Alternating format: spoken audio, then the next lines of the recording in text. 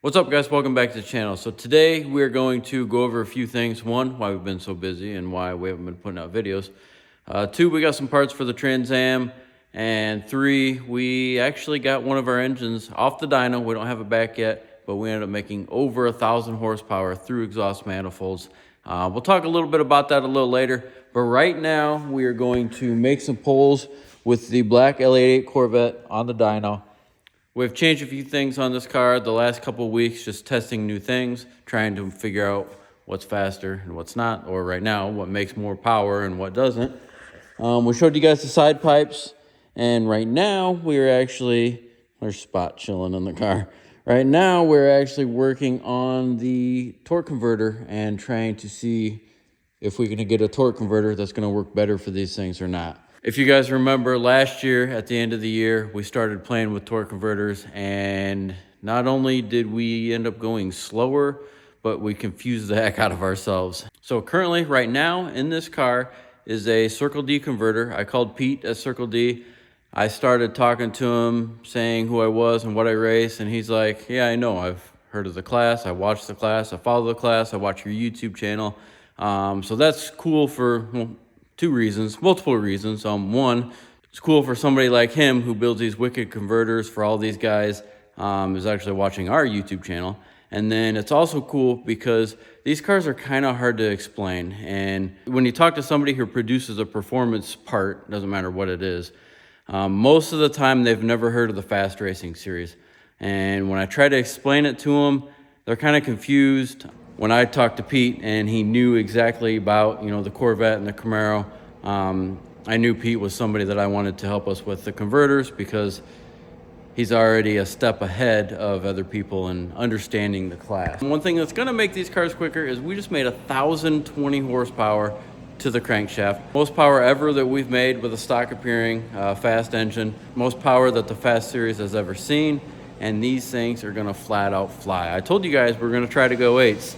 And after seeing those dyno numbers, I think we are going to get to that 8-second barrier. Very excited about this year and to get these things going down the racetrack. Actually, I say these things. This is the only one that's together, and this thing's actually coming apart. I'll show you in a little bit. We haven't even started on the 67 yet, but we've been working on a bunch of stuff for other people. Hopefully here in about 2 months, we can actually start on our own stuff once we get all this customer stuff out of here. But right now, we're gonna get this thing warmed up and make a couple pulls, see if we can't learn anything.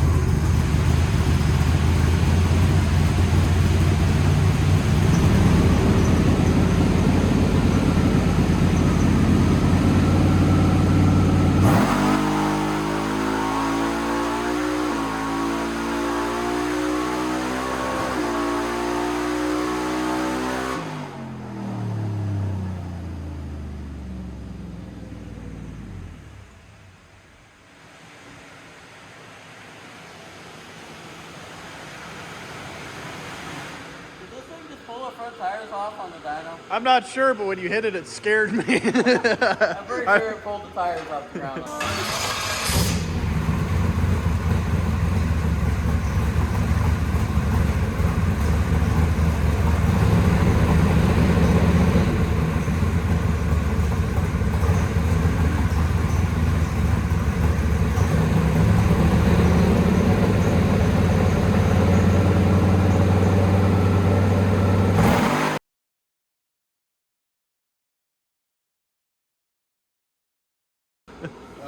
That ain't a very far drop. No, that was only like 500, 400 700. Yeah. I mean, I got to look at it on my phone. I was watching that tack, and then I remembered that tack's different than this tack. And then I went to look at this tack, and then I was watching my phone. And then you over-revved it. And I over-revved it once, and I early shifted it once. But yeah, that's way too loose. I was only like 500 RPMs. That's the way that one out of the Coco felt in it when I took it down. Oh, yeah. Because it just...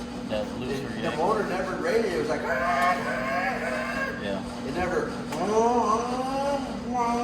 got my sunglasses on. I didn't even realize. I got prescription sunglasses, so I can actually see things. So in other words, he's blind. And I don't wear my regular glasses ever, unless I'm welding or driving at night. I guess I am driving at night, though, right now. Yeah. Yep. Driving at night, huh? Racing at night. Yep. Well, that was fun. All right, we just got done screwing around with this thing. We actually took the jacks off to get it to like look like it was doing a higher wheelie. And Ryan and I were just talking about it. We think like the jacks were kind of helping it sweep up, and it didn't pull the wheelie as high as it did with the jacks. Because as Ryan just said, it was probably dragging the tire on the concrete, which kept it from doing a high wheelie. We got Spot. We was hoping he would help us out. But I don't think Spot liked the fan. he was holding on for dear life.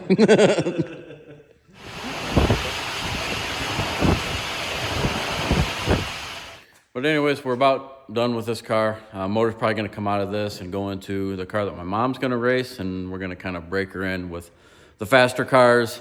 With this engine, this thing should run 930s probably this year in her car. So we wouldn't want to unleash her yet with the high horsepower stuff, which, I mean, this isn't low horsepower.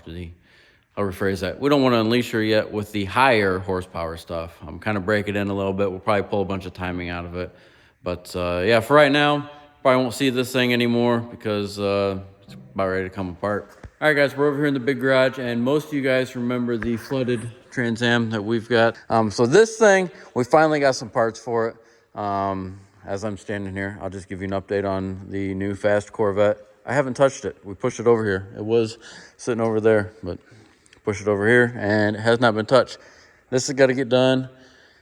This has got to get done. I got to put a 750 cage in that. I'll give you a little sneak peek of that. That's got to be done. There's the ZL1. Poor girl sitting over there with no engine. I came in here to talk about the salty chicken.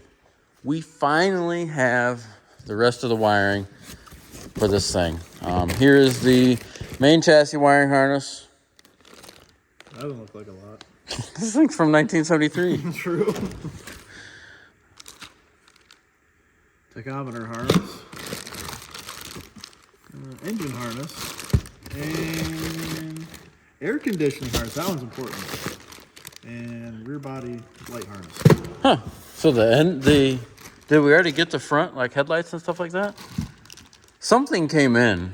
I think that, I thought that was a rear lights. Maybe it was a front lights that unless that goes to the front. No, this should go to the dash, and because the front. One of them came in already. It had to have been the front. Yeah, the front bolts to this thing right here. Unless they sent us 2 rear body light harnesses. I hope they didn't. Is it in the car?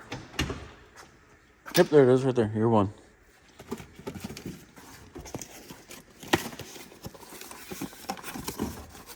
Looks like the front.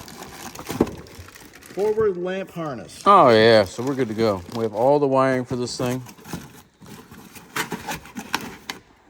Are we going to take the gauge cluster out and rebuild it, or was everything working?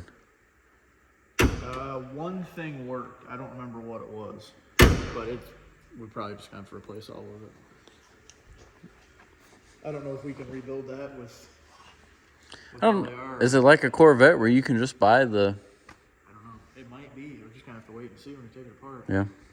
I don't know. We don't know much about the Pontiacs. Oh, no. We don't need no stinking gauges to drive the thing. Come on. There she is in all her glory. Has this thing rusted out yet? I'm just going to asking because... Appears to still be here. Yeah. You would think the way people were talking, this thing would have been gone, and all we'd have is, oh, it's just the bird. The hood's going to rust off the bird. Yep, and it's just going to be the vinyl bird. We're going to have the vinyl bird, the glass, the plastic hood scoop, and Maybe a tire. the tires, yeah, because, I mean, everything else was going to rot away. Check out the seams of the stitching, how the salt has worked itself out. I think they're finally dry. But look at that. It looks like... It almost looks like popcorn. Because look at the driver's side. Holy cow. I've never I was going to say, it looks like Cheetos. It kind of does. It looks like spray foam. That's wild. Oh, look at it down there. It finally smells now. It smells like what? Not the ocean? It smells like a nasty old car. Yeah, it doesn't. Like, it did smell. Hey! There's tools in here. I wonder if this is where the wire strippers are. You know, it might be. I've been looking for those. I don't know. Probably not. We had 2 pairs of them. And they're both gone. Anyways, it did smell like the ocean before, and now it kind of smells like an old car. Yeah. Got to soak everything. I think we gotta replace the carpet. Oh yeah, we're gonna carpet for it. I think plan is just to put the wiring harness on it and get it running and driving, and then worry about the rest later because we've got other stuff to do. As long as it runs and drives and we can move it. And we don't have to use the starter button underneath the hood and get in it real quick. Yeah. Or we can shut it off. We had to unplug the coil. Yeah. We don't want to smoke the coil on it too. So as long as we get this thing moving right now, that's the important part. I'm standing here looking at all these cars in here and looking at all of them, trying to figure out which ones actually run and drive with no issues. And as of now, I think I can only count 3. With no issues? With you could jump in them and drive them anywhere. Like with 0 issues though? Because I'm going to say none of them. It wouldn't keep you from driving them to the grocery store or something. Okay. Because the wheelies need head gaskets, the transmission's broke in the Red Ripper. The Coco doesn't run very well. The only thing I can look at is the dually, the Hook Orange Camaro, and your truck. And the green 67. Yeah, the green 67. Okay. The boat doesn't have any issues. I mean, you're not going to drive the boat to the grocery store, No, but I mean, it's not going to sink either. But everything else in here either doesn't have an engine, hasn't ran, and got no, the C606. Oh, that's true. Yeah. I thought they needed a clutch, but No. well, I guess the blue Camaro's in there. But less than a quarter of the cars in here. One of these days we will go over all the cars. A bunch of people have asked to have a tour of the garage. I don't know, maybe we'll do that on the next video. We've got plenty of stuff to do this winter. The bad thing is, right now we're just so busy with customer work that we can't put out our normal content that we usually do. I hate putting out videos like today that we just talk a bunch and it's really super boring. I figured we'd put something out for you guys so you know that we haven't forgot about you. We're not working on our projects and not showing you. It's just we're working on other stuff. It's gonna end up being a mad thrash to get the Maroon 67 Corvette done for the first event of the year.